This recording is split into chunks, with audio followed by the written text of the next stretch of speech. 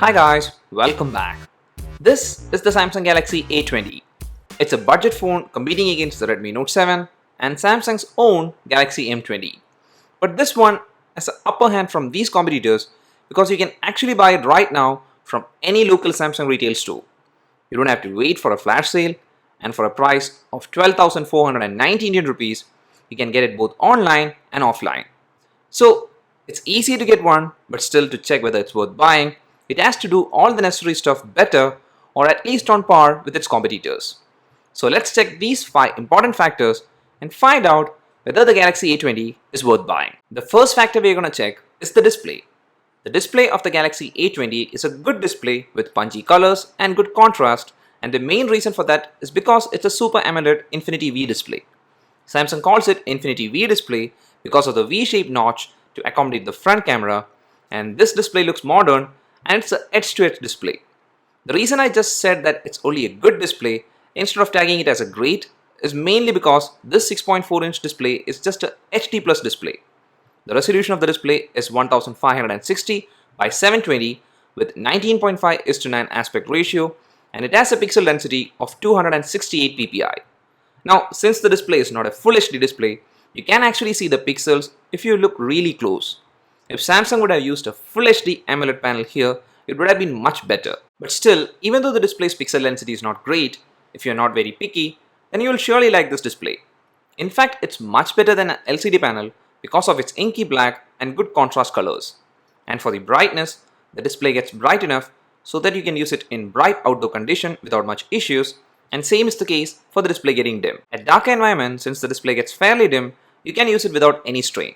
But again, Samsung doesn't make everything perfect, and I say that because even though there is an ambient light sensor here, it's not calibrated well. I don't know what's wrong with Samsung when it comes to budget phones, because if you're using an ambient light sensor, use a good one and calibrate it well, because here I really had to turn it off since the auto brightness feature was not working properly. So that's all about the display, and like I said in the beginning, it's a good display with good touch response, great color and good viewing angle. Now to the second factor, and that's the design. Samsung has a new design theme for their budget phones this year, and that's the design they have used on the A20. The front display is covered by glass, which is not Gorilla Glass, but still my unit display hasn't scratched, and I feel if you're not a very rough user, it will stay scratch free. Then for the main body of the phone, it's made of plastic. The plastic design used here, Samsung calls it 3D prism design, but it's just a fancy name that Samsung has used for their very shiny plastic. One thing I've noticed is that this plastic looks better than the plastic on the M20. Now talking about this plastic, it actually attracts a lot of fingerprints and will also get scratched pretty easily. It's like a scratch magnet, but still the build feels solid and to an extent premium. It's just that the side plastic of the phone spoils the premium touch. The A20 is a tall phone and it's surely not a one-handed phone because you can't reach all the corners. And for the weight, it just weighs 169 grams. Then for the buttons, they are very tactile and gives good feedback even though it's also made of plastic. So for the design, even though the phone doesn't have a completely premium design, it's still a modern looking phone which is well built with no flex or gap in between. The third factor we're going to check is the performance of the Galaxy A20. First things first, and hence let's check the specifications where the processor used here is the Exynos 7884, which is an octa-core processor. At present, the phone just has one variant which has 3GB of RAM and 32GB of internal storage, which is expandable up to 512GB. Now the Exynos 7884 is not a powerful processor, and I don't know why Samsung used the 7884 because this is the same processor used in the Galaxy A10, which is a much cheaper phone, and here Samsung could have at least used the processor which they have used on the Galaxy M20, which is the Exynos 7904. And the reason I say this is because even though during normal day-to-day use everything performs fine, you can actually see some slight hiccups while scrolling through menus or opening and closing an app. This processor doesn't have to push much pixel for the display, but still over time, I really think the phone might slow down a bit. Now, even though the processor doesn't have much power, games like PUBG and Asphalt 9 works well. The loading time is slightly on the higher side, but once the game is loaded, you can play these games without much issues. And also while doing intense tasks, the portion between the camera and fingerprint scanner gets slightly warm.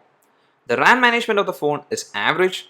5 light apps stay open in the memory, but if you load a very heavy app, then the phone instantly refreshes the apps in the background. And for the storage, since you can use SD card to store photos and videos, if you're a moderate user, you will be fine with 32GB of internal storage. So for the performance, I would give average for the Galaxy A20. Now to the fourth factor, which is the camera.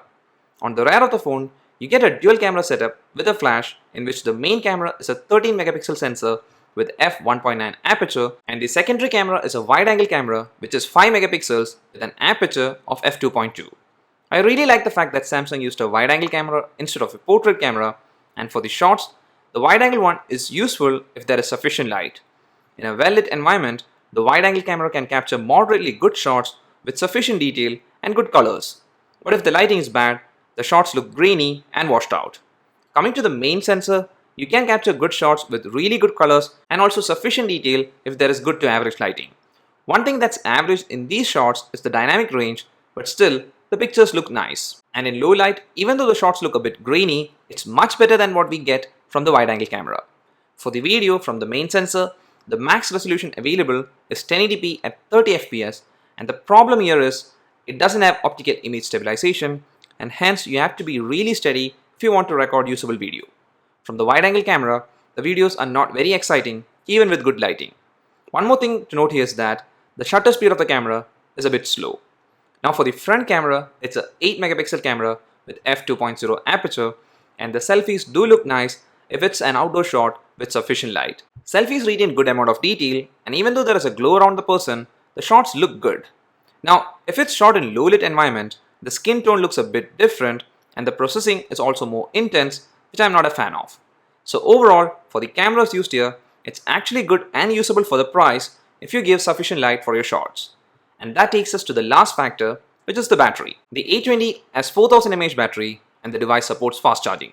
The charger bundled with the box is a USB-C fast charger, and to fully charge the phone from 8% to 100%, it takes approximately 2 hours 30 minutes, which is mainly because it's a huge battery. And for the battery life, for my usage, I got approximately 5 hours of screen on time. If you're a heavy user, you can easily make it through a day with this battery, and if you're a moderate user, then you can get 1.5 days of usage with a full charge. So for the battery and the charging of the Galaxy A20, I would say it's more than good. Some of the other stuff to check here is the fingerprint scanner on the rear of the phone, which is a flushed scanner and is a bit difficult to position your finger correctly, but if you place your finger properly, the scanner is a fast scanner. Then for the single speaker used here, which is actually a bottom firing speaker, even though not very loud, is clear with good sound quality. And for the earpiece, it's a good one, and if you make a lot of calls, the sound from the earpiece is loud and clear.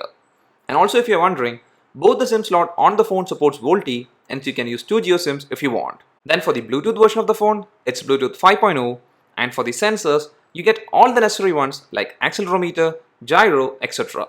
And this device also has GPS, so Google Maps work without any issues. And finally, the headphone jack quality is also really good. That's all about the Galaxy A20. This phone surely has a lot of good features. Display, even though not Full HD, is a good one. Then design, even though not premium, still feels solid and looks nice. But coming to performance, that's where the phone actually falls short and is not on par with its competitors. Then for the camera, it's actually on par or slightly better than the other phone cameras in this segment. Then for the battery and charging, it does great. So combining all this and all the other stuff I mentioned, the Galaxy A20 is surely not a bad option. But the problem is, for this price, Samsung surely did cut cost with one of the most important factor, which is the performance. Because nowadays, there are phones in this price range that offer much better performance, and what I would say is that even though the overall user experience is good with Samsung's new One UI running on Android 9, if you are a person who plays a lot of games and is a heavy user, it's better to check the other options in the market. But if you're an average to light user and you don't play much games and all you want is a good and modern looking phone which does all the basics really well and provides a simple user experience, then you can go for the Galaxy A20, and I feel Samsung is targeting such users with the A20. And that's the reason why the phone is an easy to get one, unlike the other options where you have to wait for flash sales. That's up for this video, guys. Hope you liked it. If so, please do hit the like button and please do subscribe. See you again in the next video. Till then, bye.